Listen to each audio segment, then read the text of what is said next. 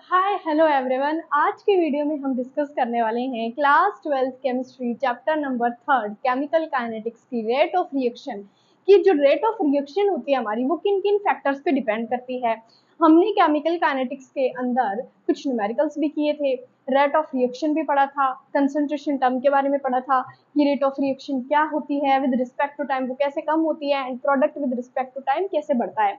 देखो, मैं rate of reaction का एक छोटा सा आपको क्विक रिवीजन देना चाहूंगी। अगर किसी बच्चे को रेट ऑफ रिएक्शन के बारे में ज्यादा नॉलेज नहीं है तो रेट ऑफ रिएक्शन क्या होती है, जिसको हम नॉर्मली शॉर्ट फॉर्म में ROR से लिख सकते हैं, डिनोट करते हैं रेट ऑफ रिएक्शन। ठीक है, ये क्या होती है, जैसे मान लो कि आपको एक रिएक्शन बनानी है। अब रिएक्शन किससे बनती है, जैसे मान लो आपने यहाँ पे कोई भी एक केमिकल रिएक्शन लिखी, तो आप जब भी देखोगे ना तो केमिकल रिएक्शन A+B=C से बनी होगी है। ये क्या होता है, यहाँ पे हमारा A+B होता है रिएक्टेंट और हमारा जो C होता है वो होता है प्रोडक्ट।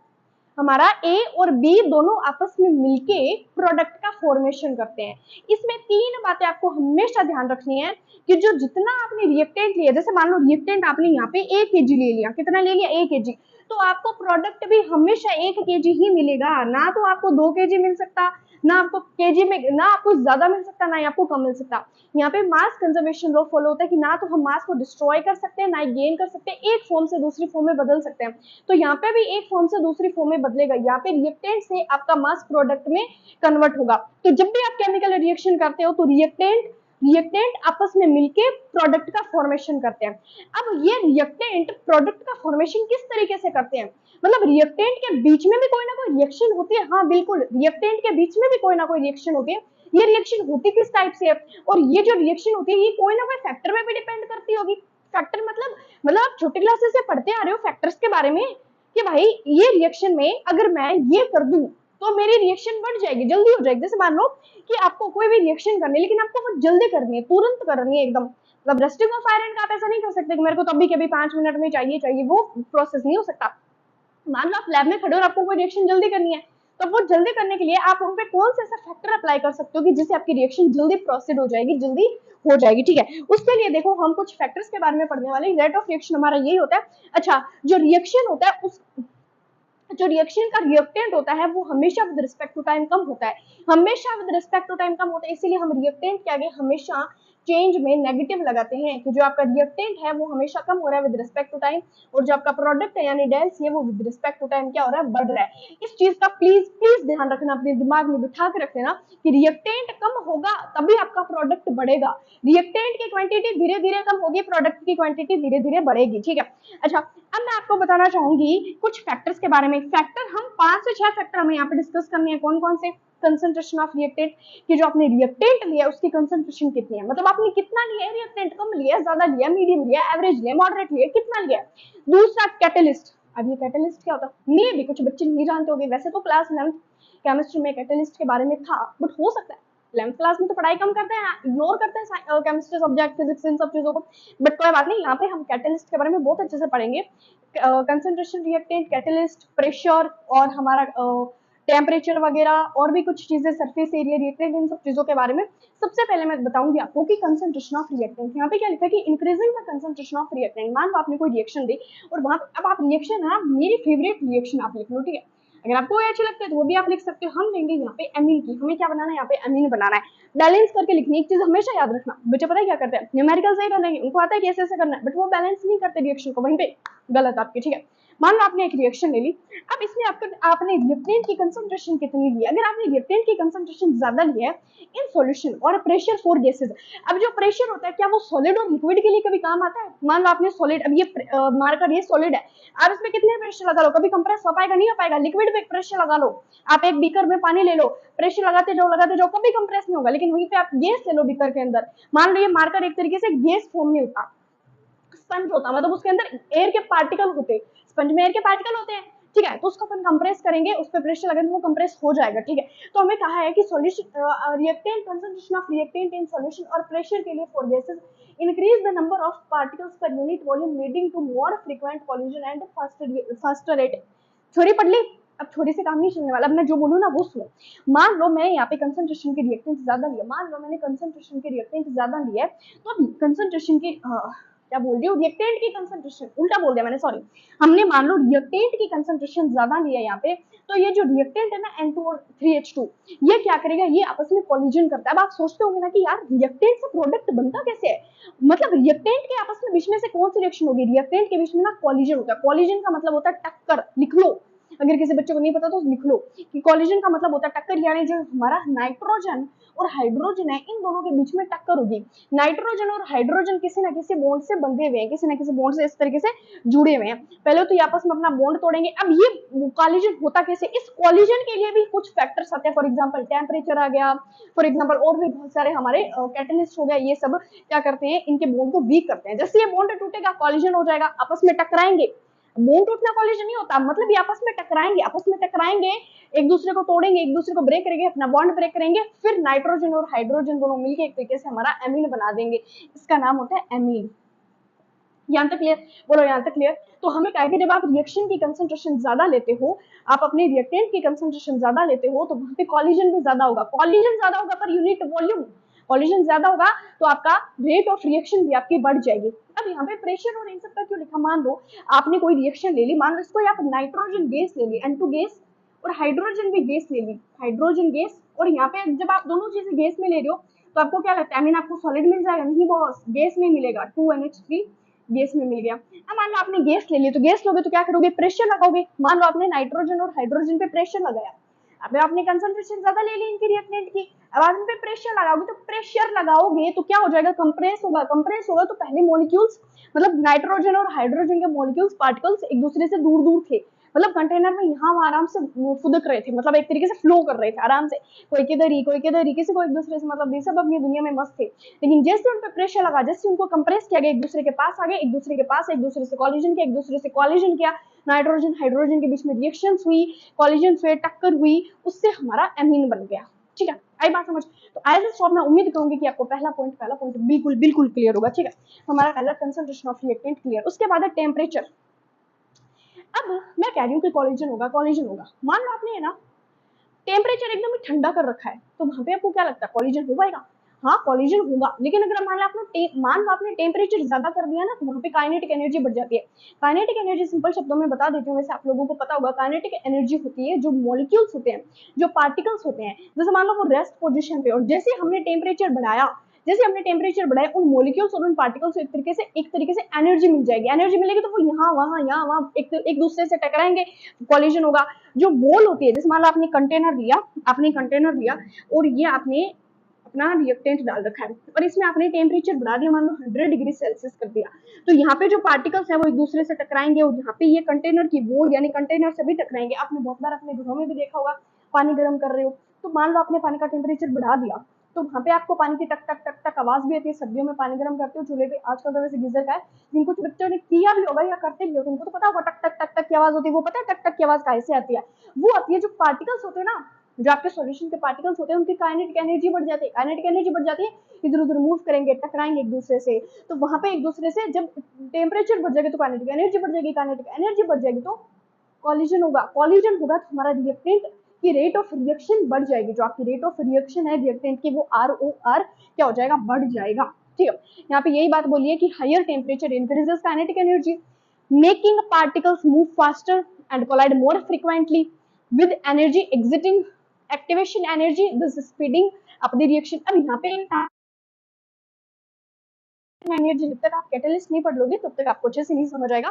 मैं पहले कैटलिस्ट के बारे में समझाती हूँ, उसके बाद आपको एक्टिवेशन एनर्जी के बारे में पूरी इन्फॉर्मेशन देती हूँ। ठीक है, अब देखते हैं एक्टिवेशन एनर्जी क्या होती है, सॉरी कैटलिस्ट क्या होता है। मान लो एक कैटलिस्ट एक ऐसी चीज है, मान लो आप स्कूल जाते हो, अरे मान लो आप तो जाते हो, आप मान लो कि आपकी ना स्कूल की बस वैन जिसमें भी जाते हो वो निकल गई है, आपने लेट उठे, कोई काम में आपने देरी कर दी, तो आपकी स्कूल की बस वैन छूट गई। अब आप क्या करोगे, स्कूल जाना है आज तो जरूरी भी है, तो आप क्या करोगे, किसी से लिफ्ट मांगोगे, नॉर्मली लिफ्ट मांगोगे कि वहां आ गई, मेरा 2 किलोमीटर दूर स्कूल है, पैदल जाऊंगा तो लेट हो जाएगी, आप मेरे को वहां तक छोड़ दो। ठीक है, लिफ्ट मांगते हैं अपन नॉर्मल, कभी लेट हो जाती कहीं जाना हो तो लिफ्ट नहीं मांगते। अब आप लिफ्ट मांगोगे तो जो आपको लिफ्ट देगा वो भैया अंकल आंटी जो भी होगा वो आपको अपने पीछे बिठाएगा और आपको स्कूल तक छोड़ के आएगा। मतलब आपको देरी हो रही थी, अगर आप पैदल चल के जाते या वेट करते कि मतलब कितनी देर वेट करते या घर जाते, उससे अच्छा आपने लिफ्ट ले ली। अब वो जिसने आपको लिफ्ट दी है वो आपको वहां से उठा के मतलब आपको बिठा के आपको स्कूल तक छोड़ के आ गया। ठीक है, स्कूल तक छोड़ के आ गया, बस वही काम एक रिएक्शन में कैटलिस्ट करता है। अब आपकी रेट ऑफ रिएक्शन फास्ट कर दी ना, जिसने आपको लिफ्ट दी, कैसे फास्ट कर दी, मतलब आप एक वेट करते या फिर देरी करते, पैदल जाते, उससे तो अच्छा आपको उसने मतलब जल्दी से छोड़ दिया, पैदल जाने से तो अच्छा आपको किसी ने लिफ्ट दे दी। अब वो लिफ्ट आपको छोड़ के आए स्कूल तक, लेकिन आपको क्या लगता है, क्या वो आपके स्कूल के अंदर आपके बैच पे जाके बैठा होगा? अगर आपके स्कूल का आपके क्लास का तो आपके बैच में बैठेगा, लेकिन आपको अननोन ने किसी ने लिफ्ट दी है तो वो आपको स्कूल, वो आपके पास में जाके बैठेगा क्या? हर टाइम आपके साथ रहेगा क्या? नहीं रहेगा, वो आपको छोड़ के चला जाएगा। वही सेम काम करता है कैटलिस्ट। कैटलिस्ट क्या करता है, एक रिएक्शन की रेट ऑफ रिएक्शन फास्ट कर देता है, लेकिन वो एक्टिवली पार्टिसिपेट नहीं करता, सिर्फ वो उसके रेट ऑफ रिएक्शन को फास्ट करता है, लेकिन वो एट द लास्ट तक रिएक्शन में साथ नहीं रहता कि ये मैंने तो रिएक्शन का साथ दिया, मैं तो साथ रहूंगा एट द लास्ट टाइम तक, ऐसा नहीं करता। इस जो मैंने आपको एग्जांपल, इससे बेस्ट एग्जांपल हो ही नहीं सकता इसके लिए, ठीक है? कि आपको किसी ने लिफ्ट दी, वो लिफ्ट देने वाला भैया आंटी अंकल आपके पास जाके नहीं बैठेगा क्लास में, वो आपको बस छोड़ के चला जाएगा। उसने आपकी रेट ऑफ रिएक्शन बढ़ा दी, आपको स्कूल जल्दी पहुंचा दे, बस उसका इतना ही काम था। वैसे ही मान लो कि अगर ये सेम रिएक्शन अगर हम ले, मान लो हमने एमीन की ही रिएक्शन ले ली, नाइट्रोजन प्लस हाइड्रोजन बैलेंस कर लेना 2NH3। अब इसमें क्या करें कि ये रिएक्शन मान लो होने में टाइम लगा रही है, मेरे को ये रिएक्शन चाहिए जल्दी से जल्दी मैं लैब में खड़ी हूँ, मेरे को ये रिएक्शन जल्दी से जल्दी करनी है। तो अब कैटलिस्ट पता है क्या होते हैं? कैटलिस्ट ये जो हमारे एलिमेंट्स होते हैं ना, पीरियोडिक टेबल के एलिमेंट्स, सारे नहीं, जिनके रिएक्टिविटी फास्ट होती है वही, उसका भी मैं आगे वाले वीडियो में बता दूंगी। जैसे मान लो कि हमने इस रिएक्शन के लिए आयरन का टुकड़ा ले लिया, अगर मैं इस रिएक्शन में आयरन के टुकड़े एज ए कैटलिस्ट यूज करूंगी तो मेरी रिएक्शन जहां पहले टाइम लगा रही थी, अब उसकी रेट ऑफ रिएक्शन फास्ट हो जाएगी, वो मेरी रिएक्शन जल्दी प्रोसीड कर जाएगी। अब मेरी रेट ऑफ रिएक्शन जल्दी प्रोसीड कर जाएगी, लेकिन ये कैटलिस्ट होता है, ये एट द लास्ट तक यहाँ पे आपके साथ रिएक्ट नहीं करेगा, बस इतना ही इसका काम था, रेट ऑफ रिएक्शन फास्ट करना, फास्ट की चला गया, खत्म हो गया ये, ठीक है? बस सेम काम ये होता है। अब मैंने कहा था एक्टिवेशन एनर्जी, आपको बाद में समझाऊंगी। मान लो कि आपको ऐसा समझो आप कि आप बहुत ऊंचा पहाड़ है और मैं आपको कहूँ कि आप इस पहाड़ पे जाओ, आपके लिए कितना मुश्किल होगा, है ना? आज से उतरना आसान होता है, सीधा छलांग लगाओ, कूदो, बच गए तो आपकी किस्मत हो ना, क्या कहूँ मैं। मान लो एक बहुत मजाक है, मान लो एक बहुत ऊंचा पहाड़ है और अब मैं आपको कहूँ कि आप उस पहाड़ पे चढ़ के दिखाओ, तो आपके लिए कितना मुश्किल होगा, बहुत ज्यादा आपको एनर्जी खर्च करनी पड़ेगी, बहुत ज्यादा टाइम भी लगेगा, आपकी एनर्जी भी खर्च करनी पड़ेगी। लेकिन अगर उसके पहाड़ के नीचे अगर सुरंग बनी हो तो आप उस सुरंग पे चल के आराम से पहाड़ चढ़ सकते हो, ठीक है? बस वही काम सुरंग वाला काम करता है आपका कैटलिस्ट। और आपको आपके कैटलिस्ट ने क्या कर दी, आपकी रेट ऑफ रिएक्शन बढ़ा दी और आपकी एनर्जी को कम कर दिया, मतलब आपको बहुत ज्यादा एनर्जी नहीं लगानी पड़ेगी। पहले आप ऐसे चढ़ते, बहुत ज्यादा मुश्किल होती, बहुत ज्यादा टाइम लगता, बहुत ज्यादा एनर्जी खर्च होती, लेकिन अब आप सीधे सुरंग पे चलते जा रहे हो। तो कैटलिस्ट ने क्या किया, आपकी एक्टिवेशन एनर्जी कम कर दी, यानी आपको एनर्जी कम लगानी पड़ रही है। एक्टिवेशन एनर्जी वही होती है कि जो बिना कैटलिस्ट के एक्टिवेशन एनर्जी, आपको एनर्जी ज्यादा लगानी पड़ती है रिएक्शन में, और जब आप कैटलिस्ट का यूज करते हो तो कैटलिस्ट क्या करता है, आपकी एक्टिवेशन एनर्जी को कम कर देता है। लिख लो यहाँ पे catalyst activation energy, activation energy को मैं ए से लिख रही हूँ, वैसे इसका सिंबल ये होता है ई, ठीक है? एक बार आप इससे समझ लो, जब अपन इसका ग्राफिकल मेथड समझेंगे तब आप इससे कर लेना, ठीक है? जैसा आपको सुटेबल लगता है वैसे करो, लेकिन एट द लास्ट हम इसका ही यूज करेंगे। एक्टिवेशन एनर्जी को कम करता है, क्यों? अब आपको कंफ्यूज होने की जरूरत नहीं है, यहाँ पे आगे नाम ही काम है, एक्टिवेशन एनर्जी, यानी एनर्जी को कम कर देगा जहाँ पे आपको बहुत ज्यादा एनर्जी लगानी पड़ रही थी, अब बस कम एनर्जी में काम हो रहा है। अब क्या हो रहा है, कम एनर्जी में आपका सारा का सारा काम हो रहा है, ठीक है? तो ये जैसे रिएक्शन है, इसमें हमने आयरन का टुकड़ा ले लिया एज ए कैटलिस्ट। अच्छा, कुछ एक दो फैक्टर्स हो रहा है, उसके बारे में और पढ़ लेते हैं, उसके बाद हमारे ये फैक्टर कंप्लीट, उसके बाद हम पढ़ेंगे रेट लो। अभी रेट लो क्या होता है आगे देखते हैं, चलो देखते हैं।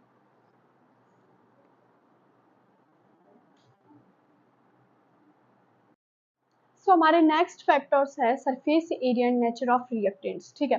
तो सरफेस एरिया का क्या मतलब होता है, सबसे पहले तो अपन अपनी इसकी थ्योरी रीड करते हैं कि increase the surface area of solid reactant, example crushing them into powder allows more particle to be exposed, increasing collision frequency and reaction rate।